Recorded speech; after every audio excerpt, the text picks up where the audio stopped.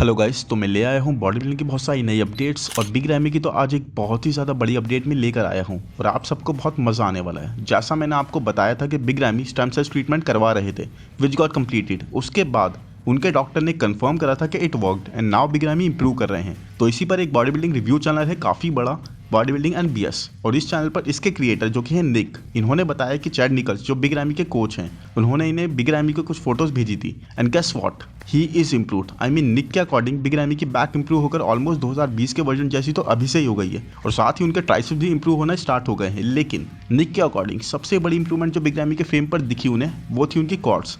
Big Ramy की chords पर बहुत लंबे टाइम से कभी एक नहीं तो कभी दो डेंट्स हमेशा ही रहे हैं, बट अब वो टोटली हट गए हैं। बिग रैमी की quads are now dent free and Nick के अकॉर्डिंग बिग रैमी की कॉर्ड्स पहले से भी ज़्यादा अमेजिंग हो गई हैं और चैड निकल्स ने बिग रैमी को बिल्कुल ही डाइस कर रखा है, बिल्कुल ही पील कर रखा है। और जैसे निक ने बिग रैमी को अभी देखा है, अगर बिग रैमी वैसे ही आ गए तो it will be a win for big ramie in the Arnold classic. आप खुद ही सुन लीजिए। Because he weighs 309 and he is shredded. I mean, he is diced. तो फर्स्टली ये डॉक्टर ने कहा और फिर अब निक ने, तो ये कंफर्म है guys big ramie has improved और एक बड़ा रिटर्न हम बिग रैमी का देखने वाले हैं क्योंकि Nick is not at all a small critic. Specially Nick को यानी body building and BS channel के क्रिएटर को इस बार आर्नोल्ड क्लासिक के लिए कमेंट्री भी करने बुलाया गया है, to which he accepted and इस बार वो करेंगे भी। So best of luck to Nick and Big Ramy. Woof, the excitement to see him on stage this time is insane, the lineup is insane.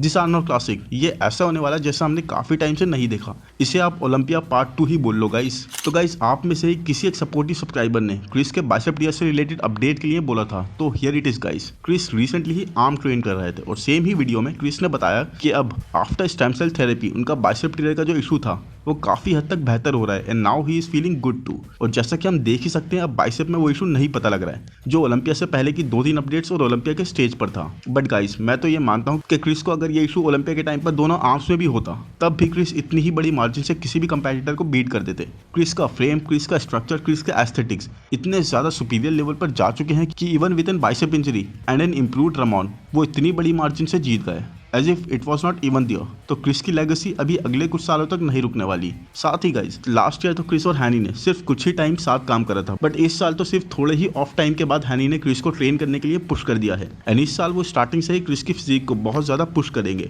तो इसका मतलब सिर्फ एक ही है गाइस, क्रिस का इस साल का वर्जन एक बहुत ही ज्यादा इंप्रूव्ड वर्जन होने वाला है हर साल की तरह, और कोई भी अभी क्रिस की लीग में नहीं है। 2023 is the year of comebacks और इस साल का सबसे ज़्यादा एक्साइटिंग कमबैक होगा जेरेमी बॉन्दिया का। एंड जेरेमी की ये लेटेस्ट अपडेट बहुत कुछ बोल रही है, ये बता रही है हाउ सीरियस जेरेमी इज, कितनी ज़्यादा प्रोग्रेस जेरेमी ने कर ली है एंड हाउ फ्रेश जेरेमी की फिजिक है अब भी। I mean these are some solid muscle guys, बहुत ज़्यादा अच्छा साइज आज के कॉम्पिटिशन के हिसाब से। प्लस ये देखिए इस पोस्ट के कैप्शन में जेरेमी ने बताया कि जेरेमी ने अभी रिसेंटली अपना ब्लड टेस्ट करवाया एंड पिछले 3 सालों का सबसे अच्छा रिजल्ट आया उनके ब्लड वर्क का, और वो बता रहे हैं कि वो इस वक्त काफ़ी खुश हैं क्योंकि वो कॉन्टिन्यूसली इंप्रूवमेंट्स कर रहे हैं और इस वक्त बहुत ही कम पीडीज के यूसेज पर हैं। Plus the blood work results सारी चीज़ें उनके हक में जा रही हैं, सब चीज़ें जेरेमी के लिए पॉजिटिव जा रही हैं। और पिछले 5 सालों में ये फर्स्ट टाइम है जब जेरेमी ने अपने पैक टीयर के बाद से फ्लैट बेंच एक्सरसाइज करी है। तो आप खुद देख लीजिए how healthy he is feeling even physically. और अब आज की सबसे इंसेन अपडेट गाइस, ये देखिए जेरेमी की बैक। आप इसको लाइटिंग बोलो कुछ भी बोलो, but you can not ignore कि कितनी ज्यादा थिक और डेंस जेरेमी की बैक लग रही है even without flexing. Jeremy is looking massive, really really huge. कहीं ऐसा तो नहीं है कि Jeremy is planning to go to 212, क्योंकि honestly guys this size, this frame full of thick muscles, it's insane. And कुछ भी ऐसा नहीं है कि सर्टेन हो, क्योंकि हमने पहले भी देखा है एथलीट्स को अपने बेस्ट के लिए डिवीजन स्विच करते हुए। बट जो भी हो गाइस, इस एक अपडेट ने डेफिनेटली सबको हिला दिया है और एक्साइटमेंट जेरेमी के कमबैक को लेकर एक क्रेजी इंसेन लेवल पर पहुंच गया है।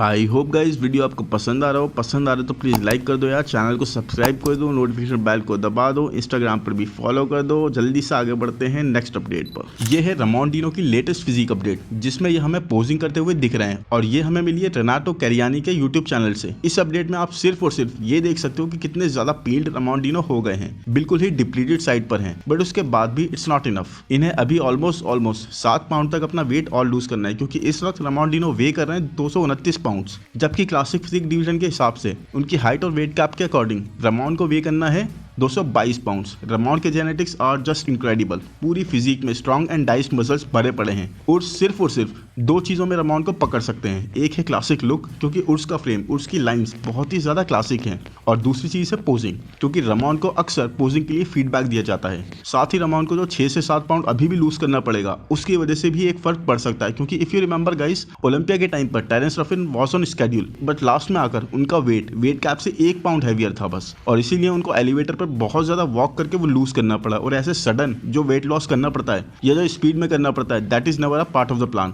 स्पेशली जब उर्स जैसा एथलीट आपके सामने हो जो एक बार ऑलरेडी प्लेसिंग्स में आपको बीट कर चुका हो। लास्ट ईयर के ओलंपिया में डेरेक और हार्डी के बीच का कंपटीशन बहुत ही ज्यादा क्लोज था, एंड ये रिजल्ट कहीं भी जा सकता था। और इसी चीज को कवर करने के लिए, इसी गैप को रिमूव करने के लिए डेरेक कॉन्टिन्यूसली फोकस और एफर्ट्स डाल रहे हैं इन हिज वर्कआउट सेशंस। उन्हें पता है कि बैक से तो वो अनबीटेबल हैं, बट फ्रंट में, चेस्ट और शोल्डर्स में उन्हें अभी सेपरेशन और मसल मैच्योरिटी पर काम करना है, ताकि वो हार्डनेस, वो स्ट्राइशंस पता लग सके। और इसके लिए उन्हें अपने मसल को टाइम देना होगा और कॉन्टिन्यूसली ट्रेन करना होगा। एंड इट्स ऑलमोस्ट श्योर कि नेक्स्ट ईयर हमें एक इंप्रूव डेरेक दिखेंगे, बट हार्डी चुपन को भी उसी हिसाब से इंप्रूवमेंट्स करके आना होगा, क्योंकि डेरेक का स्ट्रक्चर सिर्फ हार्डी से ही नहीं बल्कि पूरे लाइनअप में सबसे सुपीरियर है। And Derek with muscle maturity and separation in his chest and shoulder is very dangerous. Arnold Classic में काइके प्रो भी एक ऐसे मेंस फिजिक एथलीट हैं जिन्हें मैं टॉप 5 क्रैक करते हुए देखना चाहूंगा। 2020 के ओलंपिया में 7th प्लेस, और फिर 2021 में टॉप 6 क्रैक करने वाले कार्लोस 2022 में एक्सपेक्टेशंस के अकॉर्डिंग प्लेस नहीं कर पाए, बट फिर भी इस पैकेज को हम काउंट आउट नहीं कर सकते गाइस। और अब हम सिर्फ और सिर्फ नेक्स्ट 10 दिन में इन्हें स्टेज पर देखने वाले हैं। दिसंबर से ही अपनी ओलंपिया की शोइंग के बाद से ही काइके बहुत ज्यादा साइलेंट रहे हैं, और साथ ही बहुत इंप्रूवमेंट्स भी करते जा रहे हैं, और शेप और कंडीशनिंग के स्केल पर तो बिल्कुल स्केड्यूल पर ही लग रहे हैं। अब बस बात आएगी पीक हिट करने पर, और अगर